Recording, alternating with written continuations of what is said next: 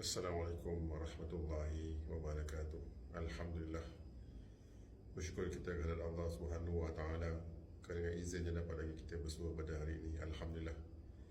Saya doakan sahabat-sahabat semua berada dalam keadaan sihat walafiat dan sentiasa berada di bawah lindungannya. Amin amin ya rabbal alamin. Kita baca satu hadis insya-Allah. Sayyidina Abu Ayyub Ansari radhiyallahu anhu meriwayatkan bahawa Rasulullah SAW bersabda, tidak halal bagi mana-mana orang Islam yang tidak bertegur sapa dengan saudaranya lebih daripada 3 malam. Mereka berdua berjumpa tetapi yang lain berpaling ke arah ini dan yang itu berpaling ke arah itu. Orang yang paling baik antara mereka berdua ialah yang terlebih dahulu memberi salam untuk berbaik kembali Muslim. Alhamdulillah. Semoga apa kita dengar tadi dapat kita amalkan dan kita sampaikan ke sahabat-sahabat kita yang lain. Allahumma salli ala Sayyidina Muhammad wa ala ali Sayyidina Muhammad.